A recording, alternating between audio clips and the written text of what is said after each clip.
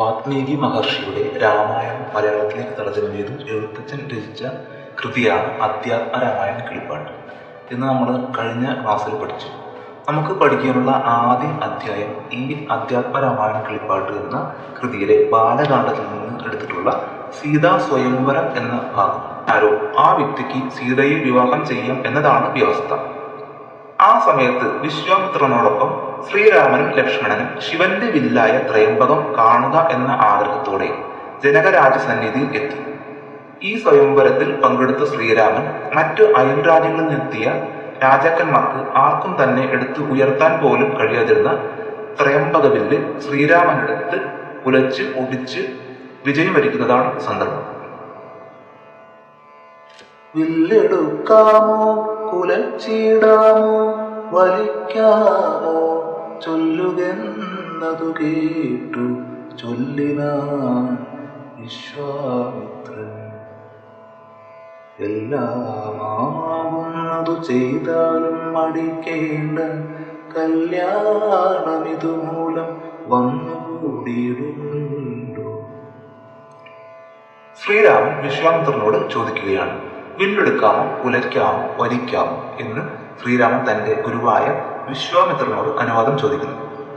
അത് കേട്ട് ചൊല്ലിനാൻ വിശ്വാമിത്രൻ പറഞ്ഞു. ചൊല്ലുക എന്നതിന്റെ അർത്ഥം പറയുക. അതിന് മറുപടിയായി വിശ്വാമിത്രൻ പറയുന്നതാണ്, ആകുന്നതെല്ലാം ചെയ്തു കൊള്ളുക, മടിക്കേണ്ട കല്യാണം ഇതുമൂലം വന്നു കൂടിയിടുമല്ലോ. കല്യാണം എന്നത് ഇവിടെ ഉദ്ദേശിച്ചിരിക്കുന്നത് നല്ല കാര്യം, ഐശ്വര്യം എന്നൊക്കെയാണ്. ആകുന്നതെല്ലാം ചെയ്തോടും, മടിക്കേണ്ട, അതുമൂലം നല്ല കാര്യം തന്നെയാണല്ലോ വന്നു കൂടിയിടുക അല്ലെങ്കിൽ സംഭവിക്കുക. കല്യാണം എന്നർത്ഥം ഐശ്വര്യം.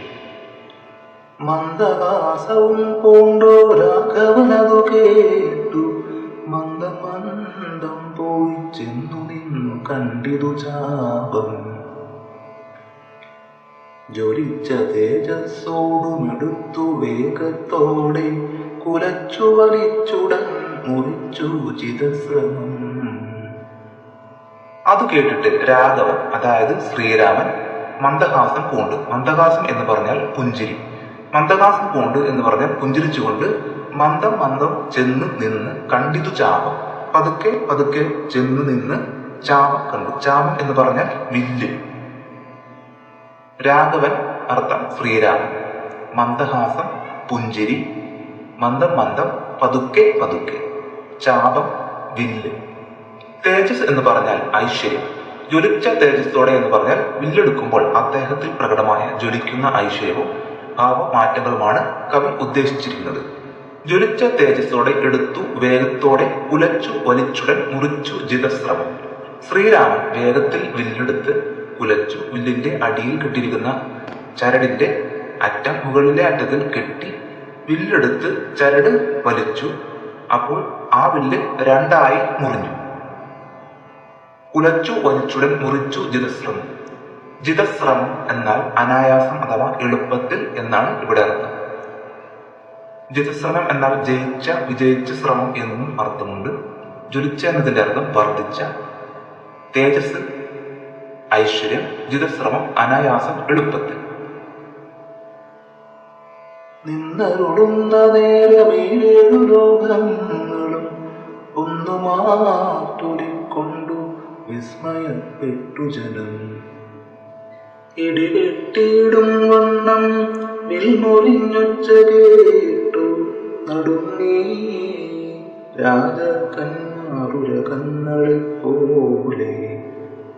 നിന്നരുളുന്ന നേരം എന്നാൽ ശ്രീരാമൻ ഇങ്ങനെ പ്രവർത്തിക്കുന്ന നേരം ഈരേഴ് ലോകങ്ങളും, ഈരേഴ് എന്ന് പറഞ്ഞാൽ 14 ലോകങ്ങളും വില്ലൊടിച്ചതിന്റെ ശബ്ദം മുഴങ്ങിക്കേട്ടു. ജനങ്ങൾ വിസ്മയപ്പെട്ടു, അതായത് അത്ഭുതപ്പെട്ടു. മാറ്റൊലിക്കൊണ്ടു എന്ന് പറഞ്ഞാൽ മുഴങ്ങിക്കേട്ടു എന്ന അർത്ഥം.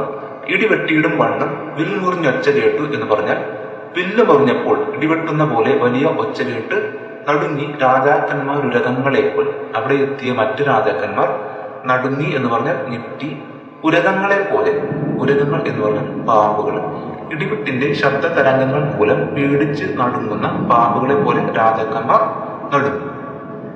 മൈഥിലി മയിൽപ്പേട പോലെ സന്തോഷം പൂണ്ട കൗതുകമുണ്ടായി വന്നു ചേതസി കൗശികനും. മൈഥിലി മയിൽപേട പോലെ സന്തോഷം പൂണ്ടാൾ. മൈഥിലി എന്നാൽ സീത. മിഥില രാജ്യത്തെ രാജകുമാരി ആയതുകൊണ്ടാണ് സീത മൈഥിലി എന്നറിയപ്പെടുന്നത്. മൈഥിലി പെൺമയിലിനെ പോലെ സന്തോഷിച്ചു. മയിലിന് മഴ വളരെ ഇഷ്ടമായതിനാൽ മഴയ്ക്ക് തൊട്ട് മുമ്പുള്ള ഇടിവെട്ട് ഒച്ച കേട്ടപ്പോൾ സീത മയിലിനെ പോലെ സന്തോഷിച്ചു. കൗതുകമുണ്ടായി വന്നു ചേതസി കൗശികൻ. കൗതുകം എന്നാൽ ഇവിടെ അർത്ഥമാക്കുന്നത് വലിയ സന്തോഷമാണ്. ചേതസി കൗശികൻ എന്ന് പറഞ്ഞാൽ ചേതസ് എന്നാൽ മനസ്സ്, കൗശികൻ എന്നാൽ വിശ്വാമിത്രൻ. വിശ്വാമിത്രൻ കുശന്റെ പിൻഗാമിയായതുകൊണ്ടാണ് കൗശികൻ എന്ന് അറിയപ്പെടുന്നത്. ചേതസി കൗശികൻ എന്ന് പറഞ്ഞാൽ കൗശികന്റെ ചേതസ് അഥവാ വിശ്വാമിത്രന്റെ മനസ്സ്. വിശ്വാമിത്രന്റെ മനസ്സ് വളരെയധികം സന്തോഷിച്ചു. ഇനി നമുക്ക് മേൽപ്പറഞ്ഞ അത്രയും ഭാഗത്തു നിന്നുള്ള ചില ചോദ്യോത്തരങ്ങൾ നോക്കാം. ആദ്യമായിട്ട് കിളിപ്പാട്ട് പ്രസ്ഥാനം എന്താണെന്ന് നമുക്ക് മനസ്സിലാക്കാം. ആദിമ ദശയിൽ മതപരവും ധാർമ്മികവുമായ വിഷയങ്ങൾ ഏറ്റവും കൂടുതൽ കൈകാര്യം ചെയ്ത ഒരു ശാഖയാണ് കിളിപ്പാട്ട് പ്രസ്ഥാനം. കിളിയെ കൊണ്ട് പാടിക്കുന്ന പാട്ടാണ് കിളിപ്പാട്ട്. കിളി കൂടാതെ കുയിൽ, അരയന്നം, വണ്ട് എന്നിവയെ കൊണ്ട് പാടിക്കുക എന്ന ഒരു സങ്കല്പം കൂടി നിലവിലുണ്ട്. എന്താണ് കിളിപ്പാട്ട് പ്രസ്ഥാനം എന്നറിയപ്പെടുന്നത്? കവിയുടെ അഭ്യർത്ഥന പ്രകാരം കിളി കഥ പറയുന്ന രീതിക്കാണ് കിളിപ്പാട്ട് പ്രസ്ഥാനം എന്ന് പറയുന്നത്. കിളിപ്പാട്ട് വൃത്തങ്ങൾ ഏതെല്ലാം? കേക, കാകളി, കളകാഞ്ചി, അന്നനട, മണികാഞ്ചി, ഊനകാകളി, ദ്രുതകാകളി എന്നിവയാണ് കിളിപ്പാട്ട് വൃത്തങ്ങൾ എന്നറിയപ്പെടുന്നത്. ഈ വൃത്തങ്ങൾ ഈ രീതിയിൽ എഴുതിയാൽ നമുക്ക് പഠിക്കാൻ കുറച്ച് ബുദ്ധിമുട്ടായിരിക്കും. ചെറിയൊരു ശ്ലോകത്തിന്റെ രീതിയിൽ എഴുതി പഠിച്ചാൽ നമുക്കത് പഠിക്കാൻ എളുപ്പമായിരിക്കും. കാകളി എന്നുള്ളത് നമുക്ക് കാകളി മാത്രമായിട്ട് എടുത്താൽ കാകളി, ദ്രുതകാകളി, ഊനകാകളി. അതുപോലെ തന്നെ രണ്ടാമത്തേതിൽ കളകാഞ്ചി, മണികാഞ്ചി, മൂന്നാമത്തേതിൽ കേക, അന്നനട. ഈ മൂന്നിനെയും നമുക്ക് ഒരു ചെറിയ ശ്ലോകമാക്കി മാറ്റിയാൽ, അതായത് കാകളി, ദ്രുതകാകളി, ഊനകാകളി, കളകാഞ്ചി, മണികാഞ്ചി, കേക, അന്നനടയ എന്ന രീതിയിൽ പഠിച്ചു കഴിഞ്ഞാൽ നമുക്ക് വളരെ എളുപ്പത്തിൽ ഇത് പഠിക്കാനും ഓർത്തിരിക്കാനും കഴിയും. ശ്രീരാമൻ എന്തിനുള്ള അനുവാദമാണ് വിശ്വാമിത്രനോട് ചോദിച്ചത്? ത്രയംബകം വില്ല് എടുക്കുവാനും കുലയ്ക്കാനും വലിക്കാനുമുള്ള അനുവാദമാണ് ശ്രീരാമൻ വിശ്വാമിത്രനോട് ചോദിച്ചത്.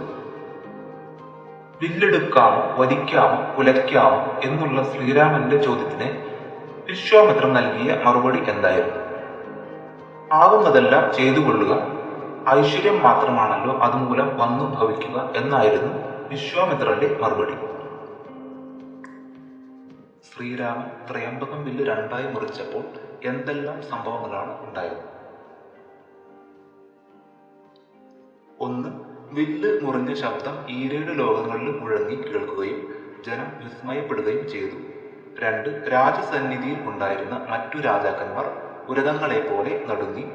മൂന്ന്, മൈഥിലി പെൺമയിലിനെ പോലെ സന്തോഷിച്ചു. നാല്, കൗശികന്റെ മനസ്സ് സന്തോഷിച്ചു. ഇതിൽ ജനം, രാജാക്കന്മാർ, മൈഥിലി, കൗശികൻ ഈ 4 പോയിന്റാണ് ഓർത്തിരിക്കേണ്ടത്. ജനങ്ങൾക്ക് എന്ത് സംഭവിച്ചു, രാജാക്കന്മാർക്ക് എന്ത് സംഭവിച്ചു, അതുപോലെ തന്നെ മൈഥിലിക്ക്, കൗശികന്. അങ്ങനെ 4 പോയിന്റുകളാണ് ഓർത്തിരിക്കേണ്ടത്. ജനം, രാജാക്കന്മാർ, മൈഥിലി, കൗശികൻ. ശ്രീരാമൻ ത്രയംബകം വില്ല് രണ്ടായി ഒടിച്ചപ്പോൾ സന്തോഷവതിയായ സീതയെ എന്തിനോടാണ് കവി ഉപമിച്ചിരിക്കുന്നത്? കവി സീതയെ സന്തോഷിക്കുന്ന പെൺമയിലിനോട് ഉപമിച്ചിരിക്കുന്നു.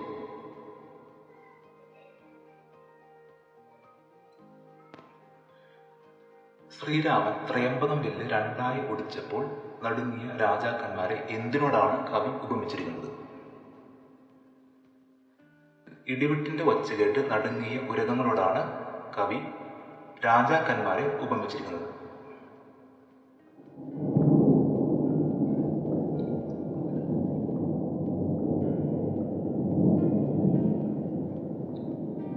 എഴുത്തച്ഛന്റെ പ്രധാന കൃതികൾ ഏവ? അധ്യാത്മ രാമായണ കിളിപ്പാട്ട്, മഹാഭാരതം കിളിപ്പാട്ട്, ദേവി മഹാത്മ്യം, ഉത്തര രാമായണം, ശതമുഖ പുരാണം, ഹരിനാമ കീർത്തനം, ബ്രഹ്മാണ്ഡ പുരാണം, ചിന്താരത്നം. ഈ കൃതികൾ ഈ രീതിയിൽ എഴുതിയാൽ നമുക്ക് പഠിക്കാൻ ബുദ്ധിമുട്ടായിരിക്കും. അത് നമുക്ക് വേറെ ഒരു രീതിയിൽ, അതായത് ഒരേ അക്ഷരങ്ങളുള്ളത് മാത്രമായിട്ട് നമുക്ക് ഗ്രൂപ്പുകളാക്കുന്നത്. അതായത് അധ്യാത്മ രാമായണം, ഉത്തര രാമായണം ഒരുമിച്ച് എഴുതാം. അതുതന്നെ രണ്ടാമത്തേതിൽ ദേവി മഹാത്മ്യം, മഹാഭാരതം. മൂന്നാമത്തേതിൽ ശതമുഖ പുരാണം, ബ്രഹ്മാണ്ഡ പുരാണം. നാലാമത്തേതിൽ ചിന്താരത്നം, ഹരിനാമ കീർത്തനം. ഇത് രണ്ടിലും രാമായണം ഉള്ളതുകൊണ്ട് അങ്ങനെ ഓർത്തിരിക്കാൻ കഴിയും. അധ്യാത്മ രാമായണം, ഉത്തര രാമായണം അത് ഒരുമിച്ച് പഠിക്കുക. ദേവി മഹാത്മ്യം, മഹാഭാരതം രണ്ടിലും മഹ എന്നുള്ളത് കൊണ്ട് ദേവി മഹാത്മ്യം, മഹാഭാരതം അങ്ങനെ പഠിക്കും.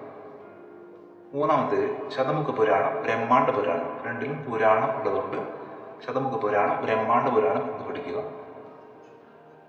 നാലാമത്തേത് ചിന്താരത്നം, ഹരിനാമ കീർത്തനം. അവസാനം നം എന്നുള്ളതുകൊണ്ട് ചിന്താരത്നം, ഹരിനാമ കീർത്തനം അത് രണ്ടും ഒരുമിച്ച്. അപ്പോൾ അധ്യാത്മ രാമായണം, ഉത്തര രാമായണം, ദേവി മഹാത്മ്യം, മഹാഭാരതം, ശതമുഖ പുരാണം, ബ്രഹ്മാണ്ഡ പുരാണം, ചിന്താരത്നം, ഹരിനാമ കീർത്തനം.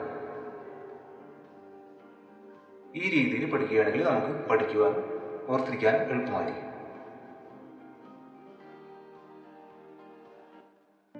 അധ്യാത്മ രാമായണത്തിലെ അധ്യായങ്ങൾ ഏത് പേരിൽ അറിയപ്പെടുന്നു? കാണ്ഡങ്ങൾ എന്ന പേരിലാണ് അധ്യാത്മ രാമായണത്തിലെ അധ്യായങ്ങൾ അറിയപ്പെടുന്നത്. സീതാ സ്വയംവരം അധ്യാത്മ രാമായണത്തിലെ ഏത് കാണ്ഡത്തിൽ നിന്ന് എടുത്തിട്ടുള്ളതാണ്? ബാലകാണ്ഡം. കവിതയുടെ അവസാന ഭാഗം അടുത്ത ക്ലാസ്സിൽ പഠിക്കും.